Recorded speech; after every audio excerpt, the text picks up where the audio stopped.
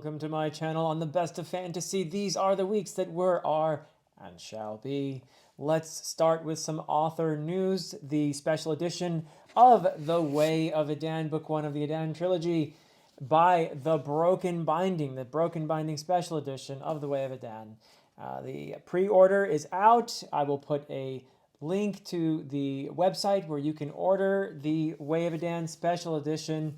And it is just tremendous for me to be able to see that available. The books will be sent until late January or early February, but I'm just so thrilled that this creation is out there, this special edition, which is just full of some gorgeous art. I'm so honored and so gratified that we were able to enlist some serious talent on this special edition.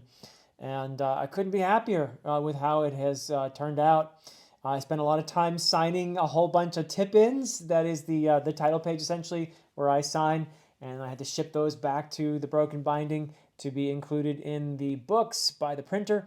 It's real. It's happening. And I'm just so excited. I want to thank everybody who has pre-ordered the special edition. Thank you all so much.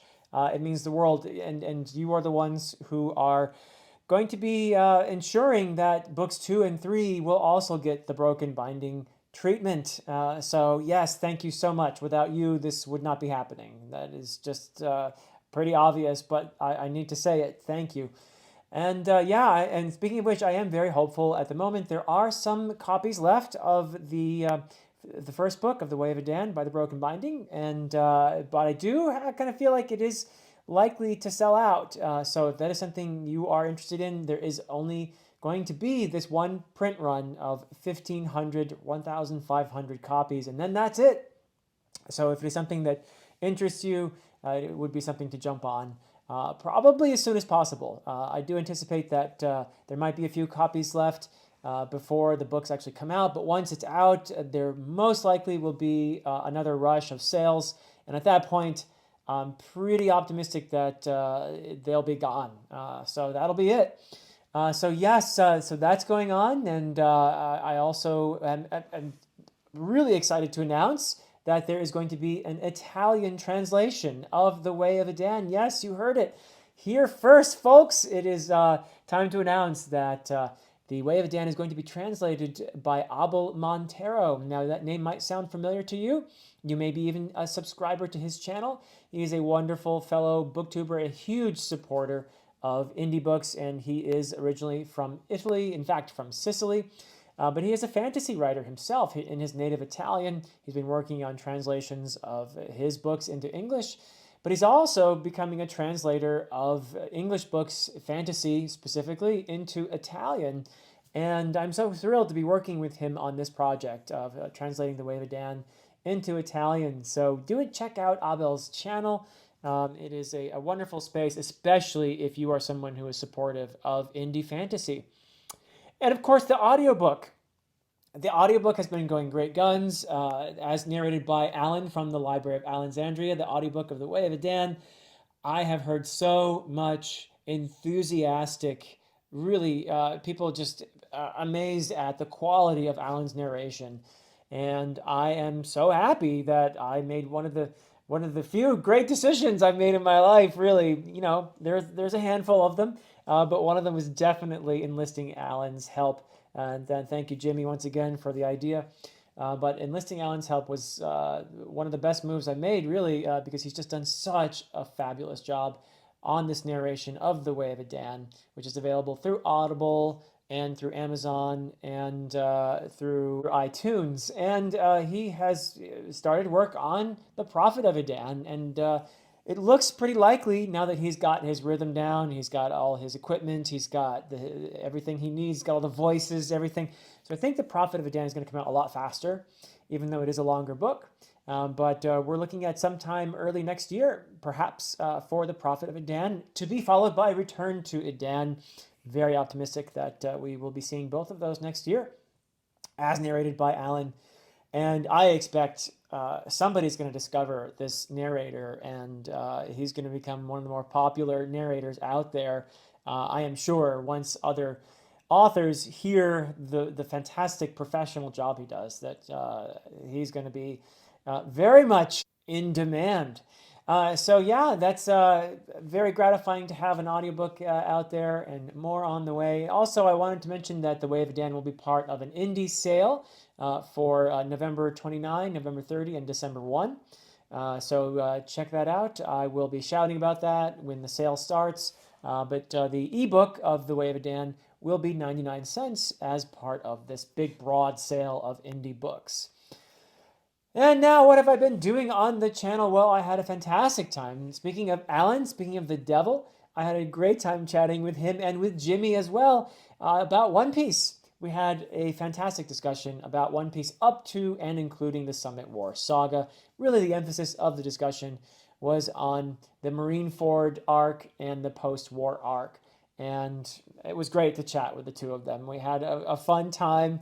We had some pretend arguments in there, a little bit of fake news. And then Alan was being Alan, and Jimmy was being his brilliant best at egging on Alan, and I was laughing a lot throughout the discussion.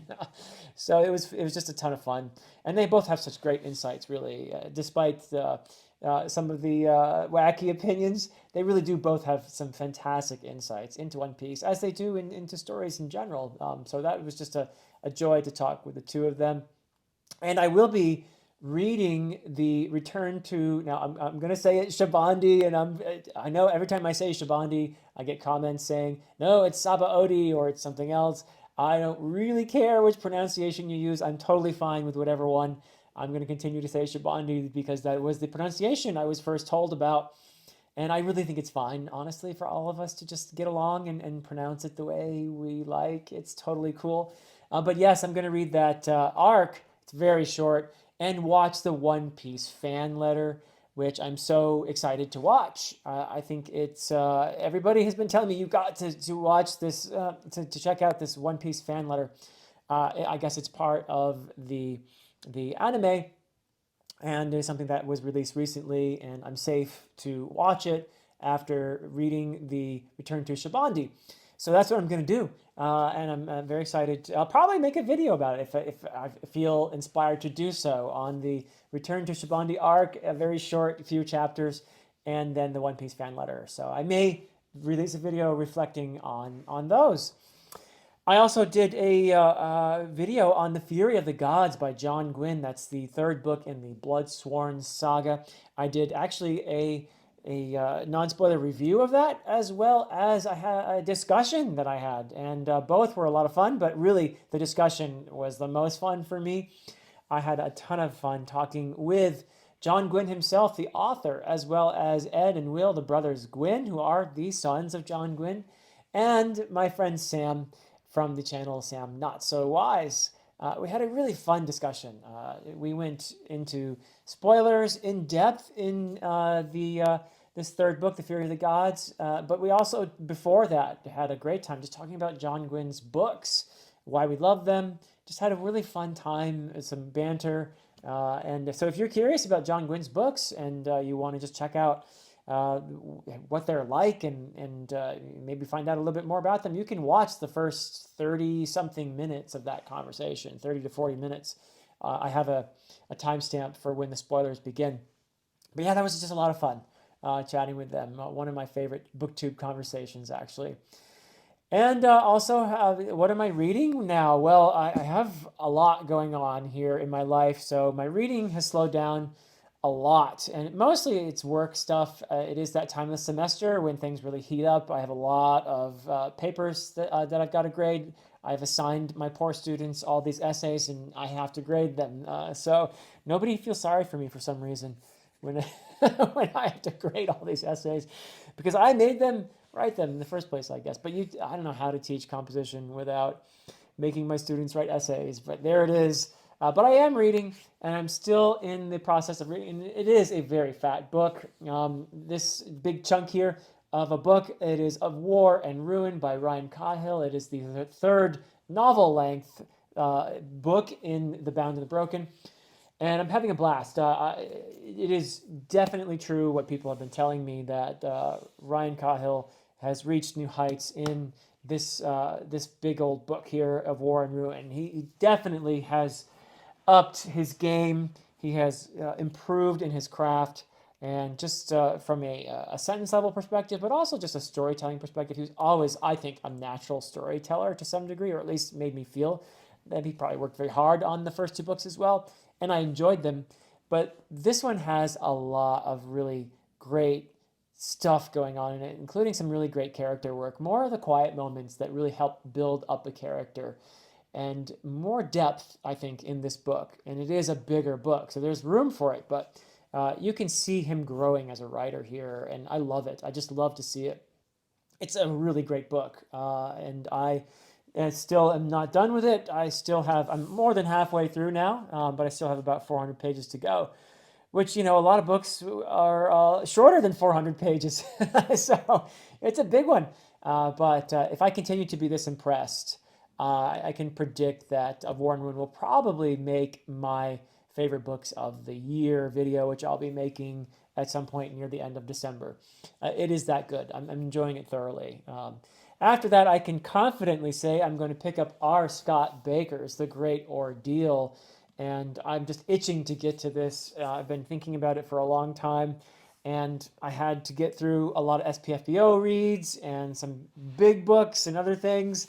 But as soon as I finish Ryan Cahill's Of War and Ruin, I'm diving into The Great Ordeal, and I will be chatting about it. Oh, I forgot to mention, eventually, when I finish Of War and Ruin, my friends who've been waiting for me, hopefully we'll be able to get together and have a discussion, and that would include Mike from Mike's Book Reviews, and John from Talking Story, and Christopher Navo. And hopefully we'll be able to talk with Ryan Cahill as well, get him in the conversation, because I'm sure we'll have all kinds of great things to say and questions for Ryan. But yes, in regard to The Great Ordeal, I will, of course, be talking with Joanna about that one, because she and I have been buddy reading the second Apocalypse, the second half of the second Apocalypse, the Aspect Emperor series. And she is ahead of me now. Joanna got tired of waiting for me. She ditched me. She left me behind, betrayed me, however you want to say it. So she's actually in the final book. I don't know if she's finished it yet or not, but poor thing is waiting for me. So I will get to it, Joanna. I promise I'll get there. And probably right after that, I'll be reading Bernard Cornwell's The Last Kingdom. This is the Quiluminati read, and we will be discussing this over at Brian's channel, the BellTube, when we convene the Quiluminati in mid-December. I think it's probably going to end up being December 11 for anyone who is wanting to read along with us and chat, be there for the discussion of The Last Kingdom, which is the first book in a long series, but also can function, I think, pretty well as a standalone, and that's kind of how we're treating it for the Quiluminati. After that, I'm pretty confident I'm going to be picking up Trader's Knot, Book 7 of Wars of Light and Shadow, and another book that I'm really eager to get back to this series. I just love Jenny Wirtz's writing. I love bathing in the gorgeousness of her prose. It's just so fantastic. And I'll be talking with this one with, again, Joanna, but also with AP Canavan over at A Critical Dragon. It's going to be great to see AP again soon. He's had a lot going on in his life, and he's been a busy dragon, a busy nemesis, but he will be returning to BookTube. He hates it when we say BookTube. He'll be returning to YouTube shortly, and it'll be wonderful to see him. So yeah, I'm really looking forward to chatting with him and Joanna about Trader's Knot when we all get together, hopefully sometime in December, if not January. Depends on when everybody's able to finish it, honestly. And he's had some important stuff to attend to, so but he'll be back. The nemesis always comes back. And then there's this.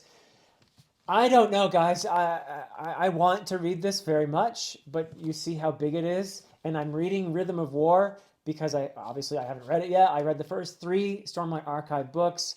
I've been procrastinating my read of Rhythm of War since it came out. I bought this actually when it came out, and everybody was talking about it, and I was like, oh, I just had so many things to get to. I guess I'll get to it later.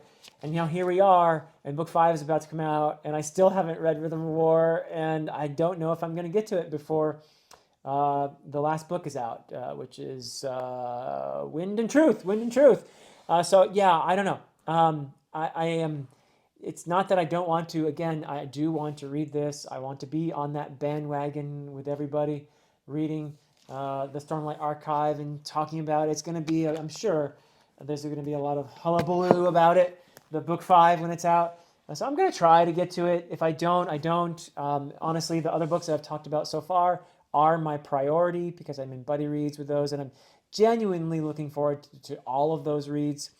And again, not that I'm not looking forward to Rhythm of War. I do want to read at least the first 5 books of the Stormlight Archive, this first arc of what's projected to be a 10-book series. I did enjoy the Mistborn trilogy. I'm not a Cosmere reader. I'm not a big, huge Sanderson fan. I just don't really enjoy reading about magic systems that much. So the whole hard magic thing is not my cup of tea, really. And that's not, I'm not knocking people who enjoy that. That's great. But I tend to vastly prefer a soft magic, the older style, where there's a lot of mystery and wonder surrounding the magic. We don't need to know necessarily how it works. And it is just part of the wonder of the story, that sense of awe and beauty and all of that. And it's just different strokes for different folks kind of thing. But I have enough respect for Brandon Sanderson and enough interest in where the genre is going and what people love to want to read the Stormlight Archive, of course. And I do want to emphasize I do respect Sanderson a ton because he brings a ton of people into fantasy, and that is a great thing. But the whole magic system being explained and the character kind of leveling up and that sort of thing. That's not usually the thing that I read fantasy for, but I do want to read this. I want to be part of the conversation around the Stormlight Archive, and I'm sure I'll have many positive things to say. I actually really enjoyed the first 2 books of Stormlight Archive. Just the third started to get a little tedious for me as we were exploring the various facets of the magic, and I understand from what I've heard. I have heard a ton, but I understand that there's a lot about fabrials and that sort of thing in Rhythm of War, which is maybe one of the reasons why I've been procrastinating with it so much, is that I'm dreading that I won't enjoy it as much as I enjoyed books 1 and 2. And 3, there were, Oathbringer, there was a lot in there that I did like, but it did get, I have to be honest, a bit tedious for me. So let's see. I'm going to read it at some point or other. I just may not be in time to join everybody talking about Wind and Truth. So there it is. Probably I would even prioritize finishing up Earthsea first. If it looks like I have no chance of joining everybody for Wind and Truth, I'll just go ahead and dive into the last Earthsea book. I've read most of this big old thing here, the first 4, and so I need to read the 5th Earthsea book, as well as the short stories. In fact, I'll be reading the short stories first. They come first in publication order, I believe. But yeah, I'll be finishing this up, and hopefully before the year ends, making my Why I Love Ursula Le Guin's Earthsea books video, or a guide to Earthsea, or whatever. I haven't figured out what I'm calling it yet, but something along those lines. And then end of December, I will be probably picking up A Sword of Bronze and Ashes, which I'm so excited to talk with my friend Angela about in January. And I'm really looking forward to, this will be my first book, actually, by Anna Smith Spark. And I hear so many things about her writing that make me think, okay, I'm really going to like this person's writing. So I'm looking forward to it very much. So yeah, that's kind of what I'm looking at. I've been talking about all this for a while. Plans are shifting slightly here as I realize I'm running out of time for certain things. But let's see. If things go really well and I'm able to knock out some books quickly, I do have a Thanksgiving break coming up, so maybe I'll get a ton of work done then. So we'll see. But also, starting in January, we'll be reading the finalists for SPFBO 10, or Spiff Box, and that's going to be a ton of fun. So I will be talking about that more, but my plan is to read 3 a month. I have 9 of them, so I'm going to have 3 in January, 3 in February, 3 in March. That's the plan at the moment. And I'll have plenty of reading to do, of course, next year, as always. But yeah, I had a wonderful time talking recently with Nikhil from Esteem, and he's just a fantastic human being. But I really enjoyed this episode of Dear Dr. Fantasy, chatting with him, because he's got some amazing experience as a composer.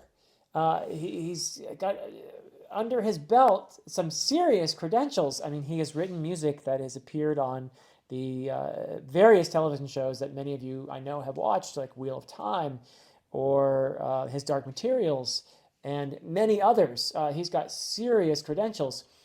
And he's such a fantastic, humble guy. And I can't believe that his channel isn't way bigger already than it is. I just think people haven't discovered yet the Shelf Esteem, but also his other channel, his music channel, where he talks about his music, and you can see some of his music featured there. Just an incredible, accomplished individual, and someone who loves books. He loves Dark Tower, and he's read Sanderson, and he's read a lot of the books that we all love. So go and check out Shelf Esteem, and just a wonderful, kind person as well. Someone I really enjoyed talking with.